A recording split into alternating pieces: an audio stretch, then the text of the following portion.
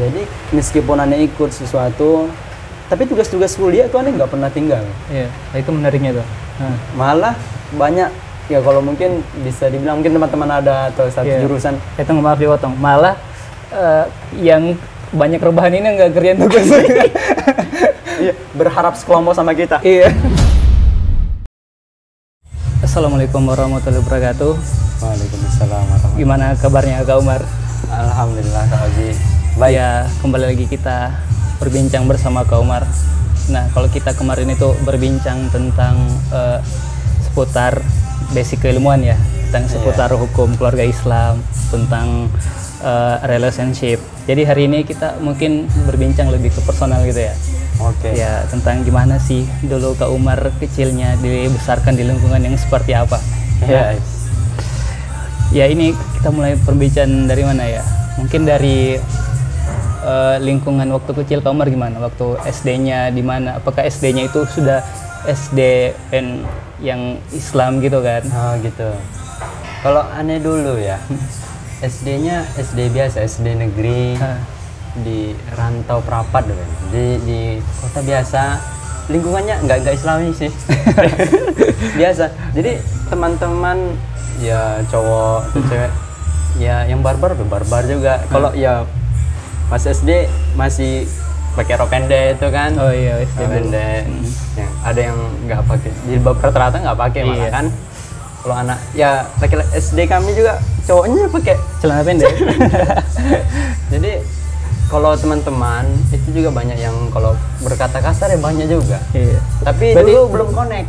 Oh, tunggu, berarti dulu zamannya Kak Umar udah toxic juga ya? Iya gitu. Cuman nggak separah sekarang mungkin ya, karena dulu sebatas HP-nya masih nggak seperti sekarang. Nokia kan? Iya, Nokia. Berarti dulu, tunggu, Kak Umar ini kan sekarang udah jadi, ya di luar orang panggil ustadz gitu kan? Udah ngisi seminar, ceramah. Dulu cita-citanya jadi apa sih? Emang dulu cita-citanya ustadz atau jadi apa? Oh, kalau pas kecil mungkin cita-cita anak-anak ya, pengen jadi dokter, pengen jadi guru, nggak kepikiran. Cuman ketika tamat udah kelas 6 ya, kelas 6 SD, memang pengen masuk pesantren. Pengen masuk pesantren. Nah, pas udah SMP gitu sih, itu pernah kepikiran pengen jadi ulama, pengen.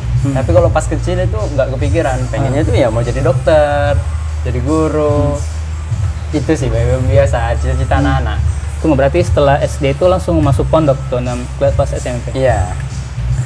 Kan tiba-tiba itu berarti udah ada keinginan jadi ulama waktu itu kan? Itu keinginannya itu kapan? Apa karena dari pendidikan di lingkungan di rumah atau memang karena masuk pesantren? Jadi itu obsesi kan orang semua kayak gitu kan? Oh gitu. Nggak tahu ya. Tapi aneh rasa memang mungkin jalan takdirnya gitu. Jalan banyak sana. Soalnya sama kayak Ustadz Abdul Somad ya. Aneh beliau pernah cerita juga. Jadi dari semua misalnya cucu-cucu dari kakeknya itu satu orang ini itu harus memang didesain. Desain jadi ulama. Nah, pas kami jumpa keluarga itu pernah dibincangkan masalah gitu. Dari kakek itu pasti ada memang. Kayak ulama. Atau ustadz. Nah, dari sampai ke ayahannya. Nah, dari kami pun itu turunnya ke aneh. Gitu. Dari berapa sih bersaudara? 4 bersaudara. Dari 4 itu turunnya ke lebih cenderung gitu nanti 4 orang. Nanti turunnya ke aneh. Lebih apa nih gitu. Dan itu pernah dibincangkan gitu kan. Kakek juga ada satu-satu. Biasanya memang ada waris-warisnya gitu. Ya mungkin jalan takdirnya kayak gitu. Jalan dia ke situ ya? Iya. Jadi kepikiran untuk jadi ulama karena perbincangan seperti itu atau di lingkungannya pesantren dulu? Oh, di lingkungan pesantren sih. Memang dulu pernah terniat pengen jadi penghafal Quran, pengen berbakti sama orang tua, pengen jadi anak soleh betul-betul lah. Dulunya gitu. Soleh. Jadi nggak kepikiran sih misalnya jadi ulama-ulama gitu. Yang penting jadi anak soleh. Intinya gitu aja loh. Anak soleh, baru sholat dijaga, apa yang bikin orang tua itu dijalankan semuanya. Berbakti. Jadi kalau masalah kepikiran jadi ulama itu mungkin ketika di akhir-akhir pesantren ya. Di awal-awal pesantren, masuk pesantren pun dulu itu kepikirannya itu pengen kayak menunjukkan ingin bakti sama orang tua aja sih. Itu aja. Berarti memang pendidikan di pesantren itu memang benar-benar kayak melekat banget ya, kayak membentuk. Iya, bisa jadi. Kalau keindahan kan, kalau aku kan dulu SMP-nya ya sekolah SMP umum biasa gitu kan. Ya bahkan waktu SMP itu kelas 1, kelas 2 itu masih pakai celana pendek juga waktu. Iya, kan waktu itu aku tinggal di kampung. Jadi ya tau lah, kayak Kak Umar juga tau lah, yang nggak beda-beda jauh lah zamannya SD sama SMP itu kalau di pendidikan umum ya, kayak gitu. Kalau pendidikan di pesantren gimana? Keindahannya itu seperti apa? Kalau di pesantren yang lebih indahnya itu kita bisa lihat nanti dari gaya hidup, kebersamaan. Jadi ya sikap kita sederhana, sikap kita itu bersama-sama. Kemudian kita itu gotong royong, apa lagi ya? Bisa disiplin untuk disiplin. Karena dengan gitu kan kita kalau nggak diarahkan dengan peraturan, kita suka-suka. Iya. Kita jadi di sana itu dengan adanya peraturan, misalnya kalau terlambat ini akan gini. Jadi sudah terbiasa kita untuk bermandiri. Jadi habit gitu kita. Yes. Jadi habit kita seperti itu, kita bisa bertanggung jawab untuk diri kita sendiri. Jadi kita hidup bukan semau kita, gitu ya. Nah, maksudnya boleh semau kita, tapi ada batas-batasannya, dibatasi, bukan sebebas-bebasnya. Itu sih kalau aneh jumpa di pesantren. Cuman memang nggak jangan terlalu berekspektasi tinggi ya gitu. Karena kalau di kejahatan itu semuanya tempat ada. Di mana ya? Mana ada, di pesantren pun ada. Nah, jadi memang kembali ke niat masing-masing dulu. Ketika masuk pesantren itu ada orang yang terpaksa, ada yang memang dia niat sendiri. Kalau anda memang dulu niat sendiri, nggak ada paksaan orang tua. Karena jarak dari pesantren dulu ke rumah itu sekitar 8 jam naik kereta api loh. Naik kereta 8 jam. Nah, itu jadi kan bukan aslinya di Medan, kan pesantren Ana di Medan. Tapi jadi bukan dulunya memang di Medan. Jadi dulunya di Labuhan Batu. Kepikiran nggak tahu. Pas mau tamat mau tamat SD itu kepikiran masuk pesantren. Dan jadi niat sendiri, nggak ada paksaan dari orang lain, nggak ada paksaan dari orang tua. Jadi pengen sendiri jadi berdua sama abang ada kan masuk pesantren. Nah, disitulah jumpa memang disiplin banget. Karena memang kalau di rumah juga diajarkan disiplin ya. Jadi mungkin terbawa. Tapi yang dijumpai teman-teman di pesantren, ya nggak semua juga sih. Artinya ada teman-teman itu yang dia dipaksa. Ada yang dia tuh memang manja sekali. Ada juga yang kayak karena dia nakal dimasukin aja di pesantren. Di penjara. Di penjara ya. Di penjara, suci katanya gitu. Nah, itu kalau Anda tengok bedanya kebebasan, baru gaya hidup, lingkungannya sangat berbeda sih dengan kita kalau sekolah di luar. Oh gitu. Berarti kalau dari disiplinnya di rumah itu gimana kalau orang tua? Kalau orang tua itu mungkin pas kami zaman anak-anak main-mainnya saya main sih. Nonton Naruto ya.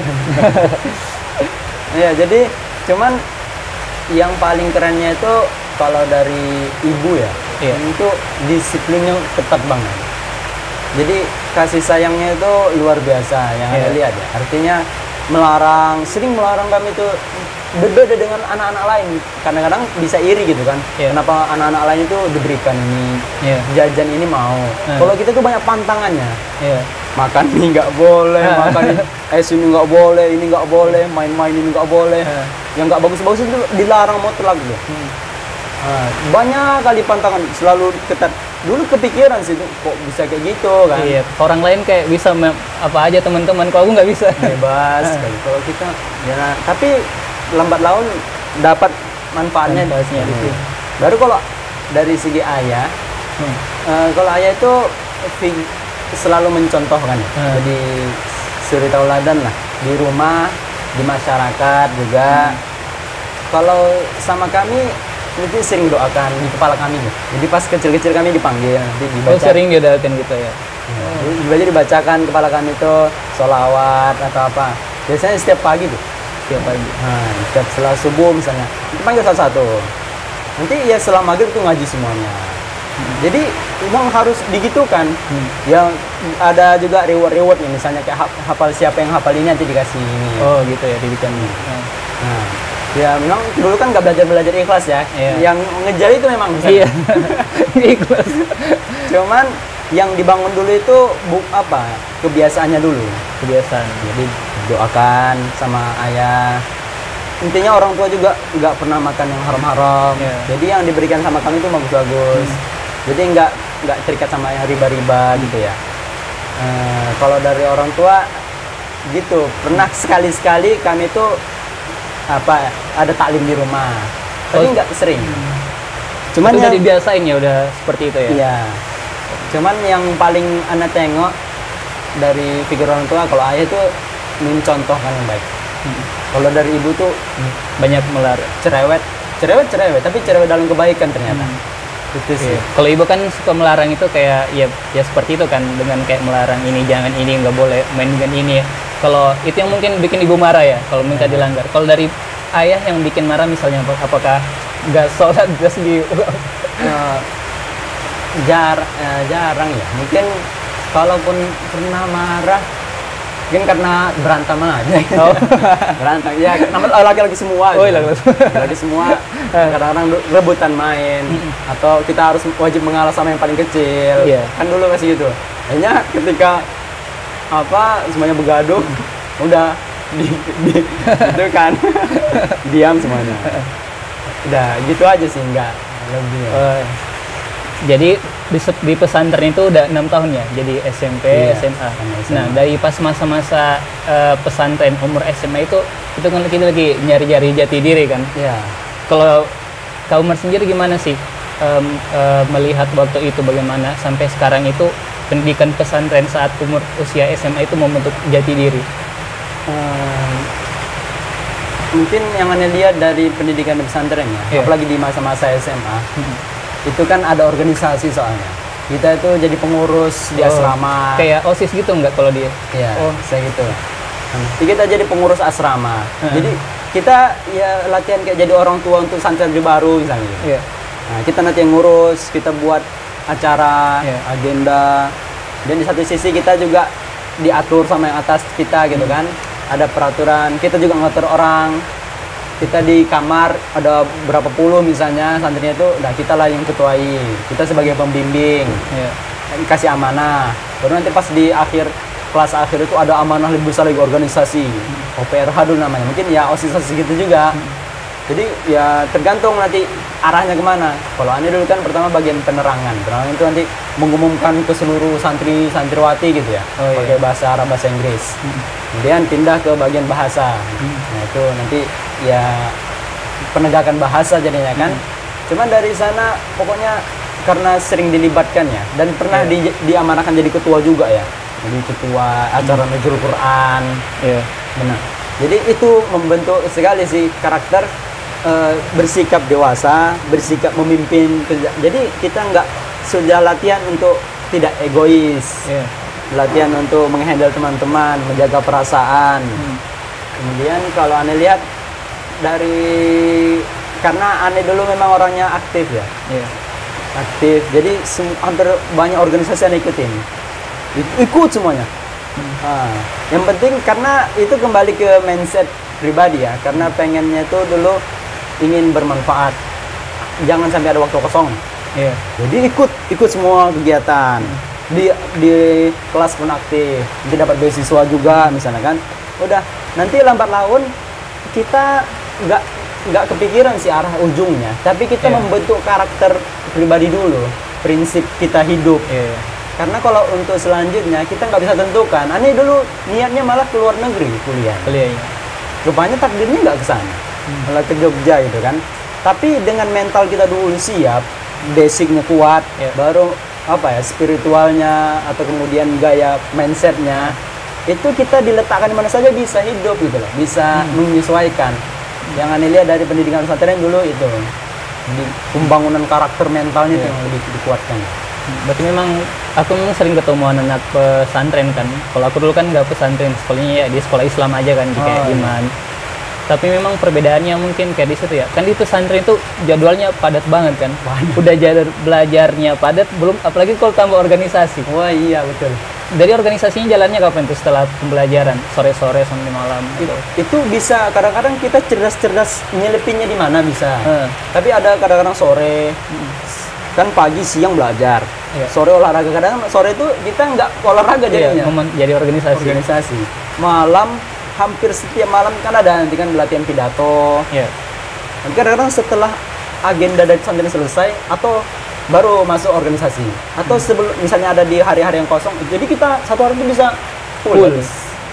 Nah, kalau misalnya nggak ada pun atau nanti mendadak karena bertabrakan, Iya. itu kita betul harus mikir 2 kali 3 kali kayak mana caranya nyelipinnya. Iya. Contohnya nanti misalnya ketika belajar ada waktu istirahat, kita nggak istirahat, kita ngerjakan. Luar biasa sih. Jadi kayak gitu. Dengan itu, jadi kita kecerdasan untuk memposisikan waktu itu yang Anda bisa pelajarin dulu. Karena kalau hanya ikut dari kegiatan pesantren, ya udah gitu aja nanti kan, itu aja. Tapi kalau kita padatnya luar biasa, akhirnya kita bukan nyari alasan lagi, nyari solusi nih. Bagaimana? Oh, aku hanya punya waktu segini. Berarti kepikiran nanti aku harus bangun pagi lebih awal, atau aku tidurnya lebih dikurangin, atau tidurnya siang dikurangin. Jadi yang itu jadi solusi.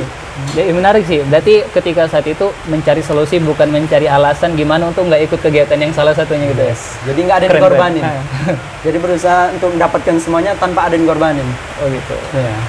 Tunggu sebelum lanjut, dulu nggak kayak merasa pas awal-awal masuk itu kayak merasa sedih nggak karena jauh dari orang tua? Kan aku lihat biasa di TikTok gitu ada yang nangis gitu kan. Nangis ke orang tuanya berarti. Kalau sedih ada dulu ya. Pernah malah sampai nangis juga. Di awal, Itu pas SMP, waktu SMP. Iya, pas masih kelas 1 baru masuk. Iya. Tapi sedihnya itu gimana ya? Ada tuh perasaannya tuh bukan karena terpisahnya, karena kasihan sama orang tua. Maksudnya tiba-tiba itu kan datang jauh-jauh nih. Pulang dan minggu depan harus datang lagi. Oh, tiap minggu datang gitu. Karena ada perjumpaan wali santri gitu kan. Iya. Perjumpaan ada acara. Jadi itu nangisnya gara-gara terharu lah mungkin. Oh, bisa dibilang. Terharu. Perjuangan orang tua, biaya sekolahnya juga dulu misalnya mungkin bisa dibilang mahal ya mahal gitu kan. Tapi fasilitasnya lengkap. Kemudian jauh, sedangkan di sana juga ada kegiatan. Tapi direla-relakan demi kami misalnya gitu kan. Akhirnya nangis. Nah, dari situ tapi nangisnya itu bukan malah pengen keluar gitu ya. Beda kan ada orang. Ada pengen keluar. Kenapa sih aku ditaruh di sini? Iya, jadi merasa tapi nangisnya itu pernah merasa apa yang sudah aku berikan sama orang tua gitu. Jadi akhirnya itu dari situ bertekad banget untuk jadi anak soleh itu di sana. Oh. Jadi baca Quran, berusaha ikut peraturan, jadi nggak melanggar. Jadi arah nangisnya lebih mungkin ke positif, mungkin bisa dibilang positif. Iya. Jadi setelah ketika masuk, atau kita minum dulu ini. Iya. Bismillah. Bismillah.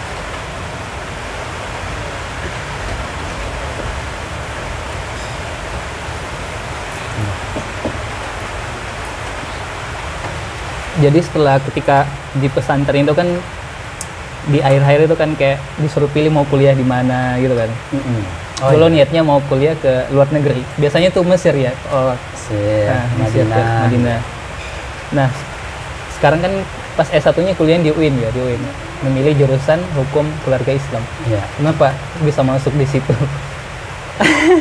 Itu sejarahnya dulu kepikiran Atau karena dipilih-pilihin aja gitu? Hari itu ngajukan sama orang tua, maksudnya ngasih tahu pengen keluar negeri. Karena dari rekomendasi teman-teman atau ustadz di pondok juga ke Mesir gitulah ya kan. Karena bagian bahasa juga, bahasa Arab lumayan bagus dulu mungkin dibilang. Tapi setelah dikasih tahu dari minta banyak pendapat juga, ya ada plus minusnya sih, misalnya kalau kita keluar kuliah di luar negeri ya bilang itu. Dan ternyata aneh juga ya, lihat misalnya ada beberapa alumni dari luar negeri yang mungkin kok seperti ini misalnya gitu. Iya. Oh iya, nanti kita masuk ke situ tuh. Nah gitu. Jadi dan orang tua pernah bilang kan, karena juga tahu. Jadi kalau dari luar negeri itu mungkin S1-nya tidak terlalu mungkin bahasanya itu tidak dianggap di Indonesia. Oh gitu. Jadi lebih diakui S2-nya. Jadi hari itu setelah itu banyak diskusi, disampaikan di Indonesia juga bagus. Meskipun nanti ujungnya diserahkan kembali kan, cuman dikasih pandangan. Dulu kan kita masih buta, kita taunya kuliah di luar negeri, nama-nama kita tuh lah LC misalnya apa gitu kan. Kayak bergengsi lah. Yes. Nah, dari situ oh iya juga dikasih tahu lah perspektif ke depannya, visi misi kita hidup. Akhirnya aneh sebenarnya nggak ada kayak kepaksaan banget ya harus keluar luar negeri, enggak. Sebenarnya karena sudah memiliki prinsip kembali ke orangnya masing-masing gitu. Jadi kuliah dimanapun bisa bermanfaat, bisa apa. Nah, sudah banyak pertimbangan, pilihnya akhirnya di Indonesia aja. Ya, baru karena orang tua juga bilang kalau mau keluar luar negeri S2 aja, dia bilang. Nanti S2. Meskipun sekarang tetap sama gitu. Nah, udah S1 pilihnya. Nah, karena ada jalur undangan, ini bilang sama orang tua kalau keluarnya di Indonesia, misalnya milihnya nanti undangan ke yang Islami lah, jadi kan win-win ya. Itu aneh serahkan semua sama orang tua. Artinya pilihnya mau apa, jurusannya apa, serahkan. Nah, dipilihlah UIN Jogja karena rupanya juga di satu sisi karena ayah alumni juga. Oh, alumni juga. IAIN Sunan Kalijaga, dulu kan IAIN gitu kan. Nah, dan memang terkenal dengan kota pelajar mungkin ya, karena lingkungannya bagus, gaya hidupnya juga ada. Gaya hidup juga sederhana, orangnya ramah. Kemudian ada juga saudara lah mungkin bisa dibilang di sini. Pilih. Oke. Baru pilihan kedua kalau nggak salah UIN Bandung. Pilih, lulus lah kan. Nah, S1 di Jogja, kalau malah salah jurusannya kemarin itu ya pilihnya itu Ani malah kepikiran dulu IAT, ilmu tafsir itu. Iya. Atau bahasa Arab ya dulu kan ya, karena orang-orang pondok kan kesana pikirannya. Ternyata orang tua lebih mengarahkan ke syariah gitu, ke hukum karena meskipun ayah memang basicnya hukum ya. Cuman setelah Ani ikut aja apa yang orang tua ridhoi dan pengen, selama Ani bisa, Ani yakin bisa, Ani ikut gitu lah sistemnya. Nah, jadi setelah itu oh ini hukum keluarga Islam kayaknya keren juga, dalam arti kan ya udah ikut aja karena dalam hati pikiran bisa lah.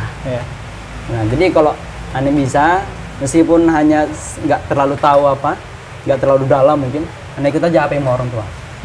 Jadi rupanya sekarang itu baru nyadar juga memang bagusnya itu. Nah, karena kita mungkin sudah lebih tahu kan kayak mana seluk-beluk atau lain sebagainya.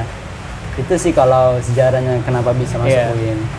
Jadi kalau teman-teman tahu ya, jadi Kak Umar ini hampir ratusan, masuk ratusan nggak prestasinya?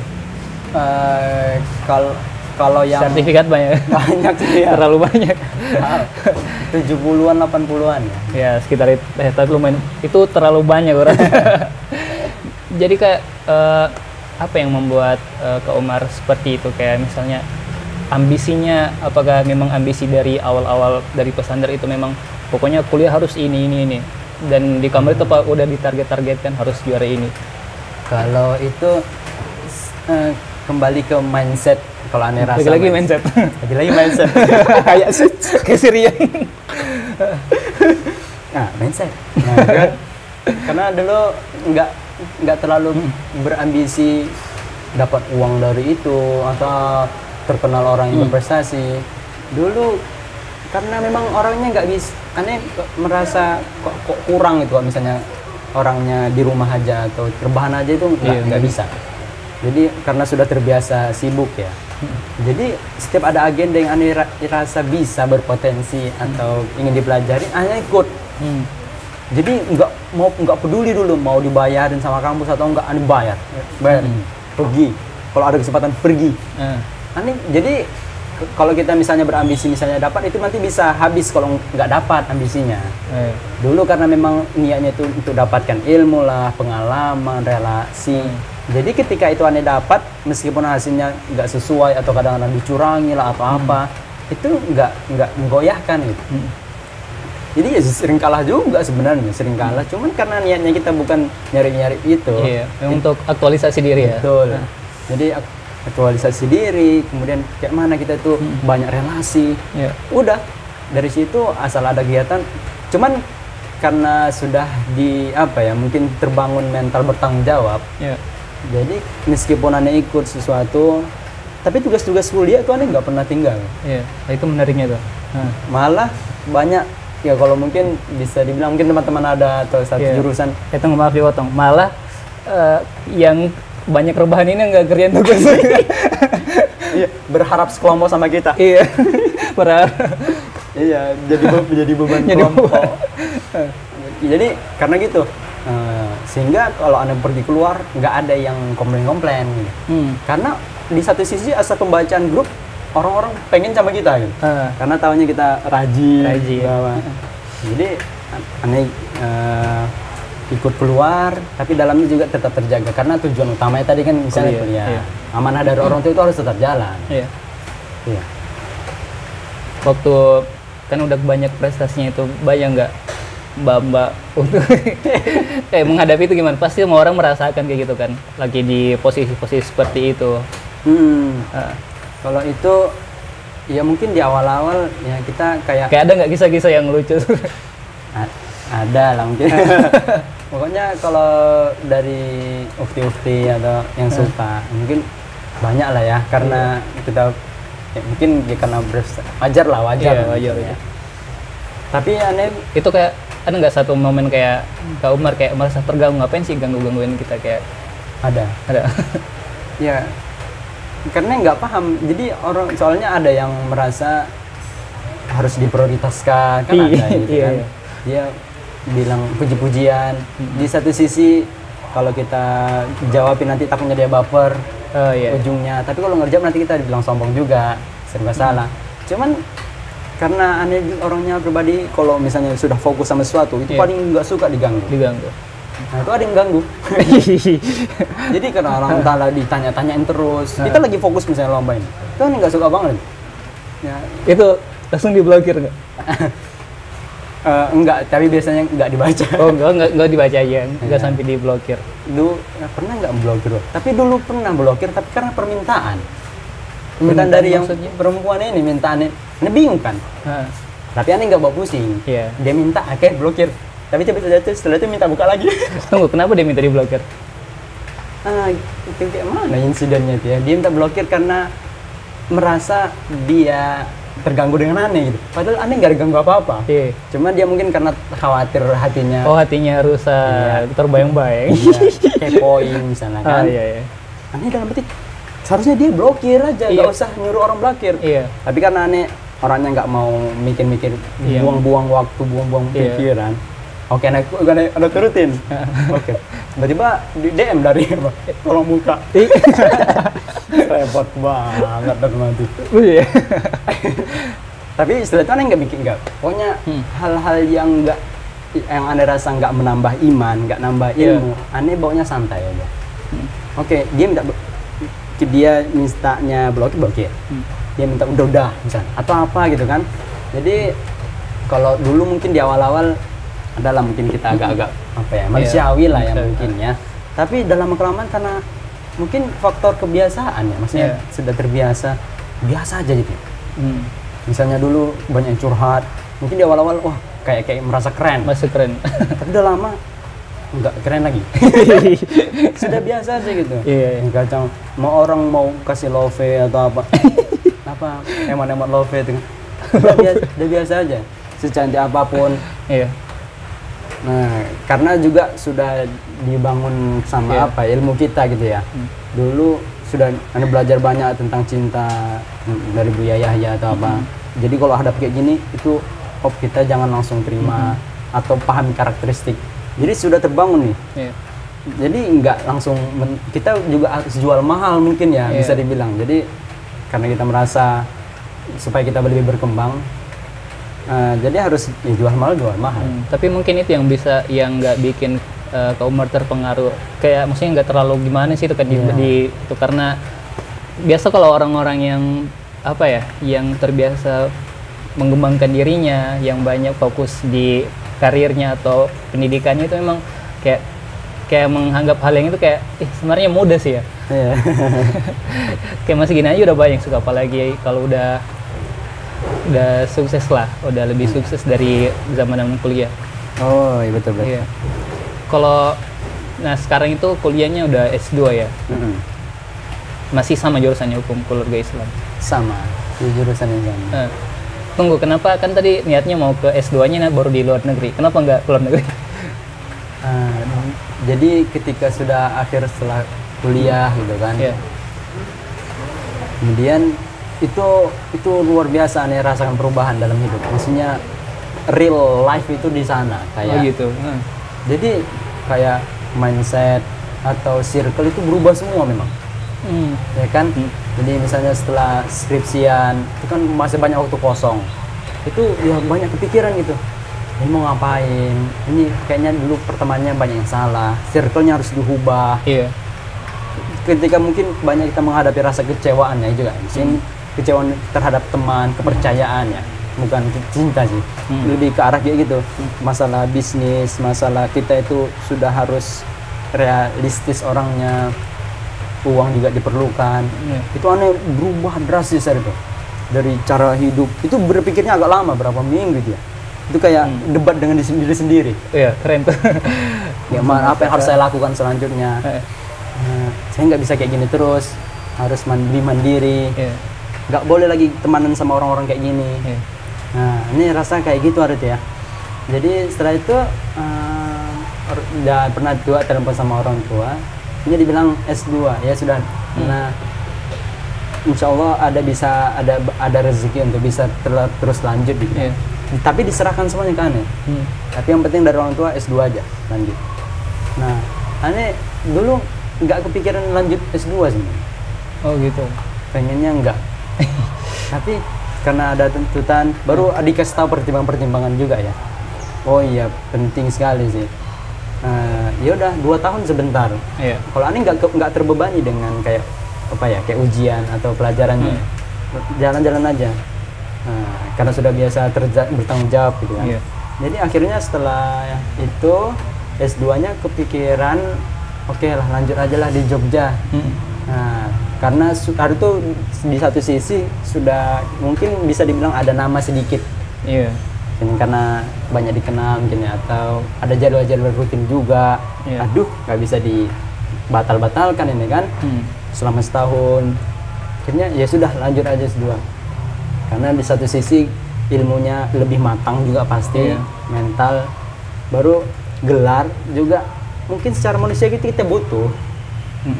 Ya, butuh lah ijazah itu ya. Terus sekali sih. Ya, apalagi Ane sebagai tokoh juga dikasih tahu ya. Sebagai tokoh misalnya, itu orang nengok titel loh. Iya betul. Ya kan? Ya apalagi untuk orang-orang awam. Itu lihat dia misalnya LCMA, profesor. Meskipun kadang-kadang isinya nggak ada. Iya tetap lihat. Tetap dilihat dari situ.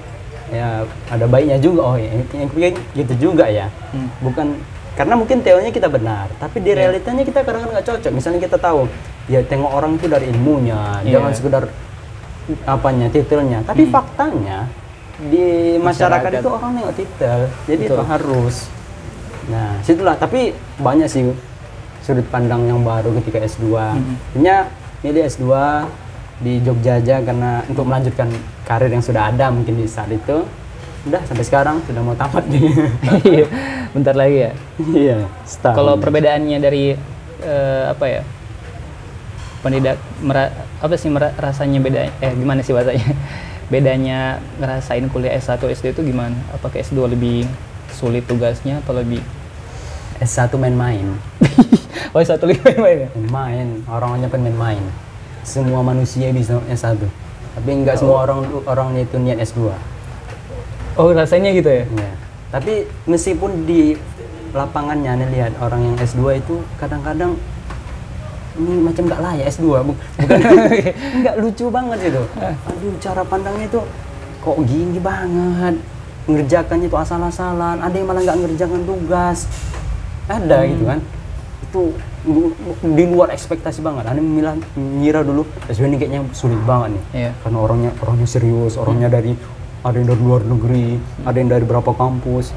Ternyata ya kembali ke masing-masing. Artinya kalau Anda tengok banyak yang kayak sama S1 juga. Tapi aku biasa lihat itu banyak yang S2 itu gak lanjut gitu, kayak banyak yang gugur. Itu dia nggak tahu ya, dia entah dipaksa atau nggak niat juga S2-nya. Atau di satu sisi dia yang berpindah haluan gara-gara nggak mau fokus. Apalagi banyak yang fokus karena bisnis kan berapa ya kalau kita udah masuk dunia bisnis fokus sana kan akhirnya dikorbankan pendidikan. Tapi kita nggak tahu juga background dia ya, maksudnya apakah dia memang membiayai diri sendiri atau enggak. Tapi kalau aneh pribadi nengoknya itu kembali kita ya berusaha untuk bertanggung jawab sih pada diri kita. Ya, kalau S1 itu ya kayaknya kenapa aneh bilang banyak main-main, dari segi tugas kelompok orangnya banyak nggak serius, asal-asal datang, organisasi lebih fokus organisasi malah. Tapi kalau S2 itu kan lebih kadang kita itu lebih banyak ke pemikiran, buat pemikiran itu loh. Oh, iya. Jadi yang didesain itu bukan lagi cara kita nggak kedisiplinan lagi, tapi cara pola pikir ke depan. Jadi kan kita soalnya membahas konten kontemporer ya. Kalau dulu kan S1 yang penting harus datang, berapa ini. Jadi masih kayak dididik kayak SMP gitu, harus ikut sistem. Oh, gitu. Tapi kalau S2 udah kita yang nyari semuanya, kita yang butuh ilmu ini kita loh, kita yang datang. Dan ketika diskusi itu kan pemikiran semua. Iya. Jadi kita tuh dapat apa? Makanya bisa memandang sesuatu dari sudut pandang beda. Iya. Nah, Lebih open minded di situ ya. Betul, open mindednya di sana nanti S2 ketimbang S1. Oh gitu. Nah itu ada nggak mahasiswa di jurusan Komar atau angkatan Komar yang dari luar negeri kuliah bareng? Ada. Nah itu gimana kalau kualitas kalau Komar beda itu? Ada yang dia itu memang bagus tapi memang umurnya sudah agak apa? Oh agak dewasa. Iya, karena mungkin ada satu tuntutan mungkin ya. Karena kan S2 kan nggak semua orang yang lanjut S1 lanjut S2. Iya. Ada yang berhenti di setengah karena menikah atau ada urusan lain. Baru ada kesempatan selanjutnya baru S2 kan ada itu. Jadi orang yang tua-tua sih ada ketua KUA malah. Ketua KUA kuliah S2 lagi dia. Tapi ya mungkin satu sisi penting untuk naik jabatan atau apa gitu kan. Jadi ya kalau orang dari luar negeri yang dia memang bagus dari luar negerinya ya bagus, cuman mungkin nanti kurangnya di segi kepenulisan karena berbeda sistemnya. Oh iya. Kalau luar negeri kan nggak ada skripsi ya gitu kan, jadi nggak terbiasa dengan kita itu harus ikut. Tapi yang lain ada yang dia serius, baru dia nanti belajar lagi kepenulisan di Indonesia bagaimana ya bagus. Tapi ada yang main-main juga, dia hanya sekedar menang mungkin gelarnya. Iya, soalnya aku pernah dengar dosen gue ngomong setelah dia beberapa ketemu lulusan-lulusan luar negeri kan, bilang memang kita itu mau kuliah dimanapun itu tergantung kita sebenarnya, benar nggak sih? Iya. Mau di luar negeri, mau di dalam negeri. Dia biar di Al Azhar juga kalau keren jalan-jalan. Iya. Foto-foto. Apalagi orang Indonesia kan banyak kali kuliah banyak, di baik. Itu banyak loh yang hanya selfie. Ya, seakan pakai kacamata. Sorry. Tapi bahasa Arabnya pun karena bicaranya tuh bahasa itu salahnya orang Indonesia. Udah tahu dia kuliah di sana ngapain ngomong ternyata. Kenapa nggak ngomong dengan orang lokal sana kan? Iya, aduh. Tapi kalau orang niat, itu kan ada kenal ada cutting yang dia memang niat. Itu bagus akhirnya. Jadi hafiz Quran juga di sana, kemudian kuliahnya tepat waktu. Tapi yang lain-lain ada tuh ya. Aduh, sana itu ya sibuk foto-foto aja. Berarti mungkin kembali ke masing-masing sih. Soalnya kalau pas pulang dia orang lihat dulu kuliah negeri. Iya. Keren-kerennya juga padahal dari Mesir. Oh, iya. Disuruh ceramah nggak bisa. Disuruh khutbah Ramadan. Nah terakhir nih untuk proyek kedepannya ngapain setelah S2 ini? Rencana kedepannya ya. Rencananya setelah S2. Nah kan sekarang jadi content creator juga. Iya. Rencananya mau buka kelas sih. Nah. Karena mungkin di satu sisi melihat bidang di sana, jadi buka kelas, tapi kelas kayak curhat atau kelas jodoh, kayak konseling juga gitu ya. Konseling juga. Karena dari banyak permasalahan yang sudah pernah disampaikan, itu kayaknya banyak yang memang solusi Islam itu yang terbaik aneh rasa gitu kan. Dan lebih solutif untuk menyelesaikan problem orang-orang. Nah, kemudian di sisi lain juga kepikiran mungkin menikah ya. Ya karena nggak mungkin payah juga kalau nggak diimplementasikan. Nah, baru intinya ke karir, baru ke jodoh. Mungkin itu ya untuk secara singkatnya karir itu bagaimana nanti dapat Karena kalau untuk yang lain kayaknya sudah mungkin bisa siap lah ya, kayak persiapan mental atau lain sebagainya. Karir, baru jodoh, kehidupan rumah tangga.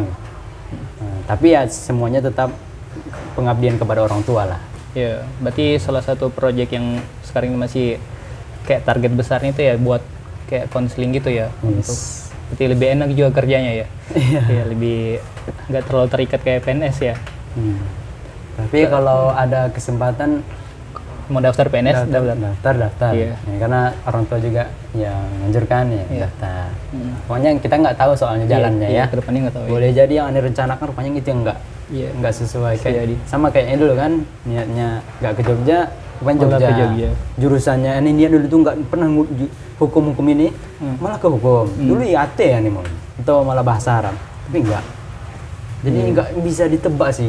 Yang kita rencanakan boleh jadi bukan itu takdir kita. Oh iya. Gitu ya.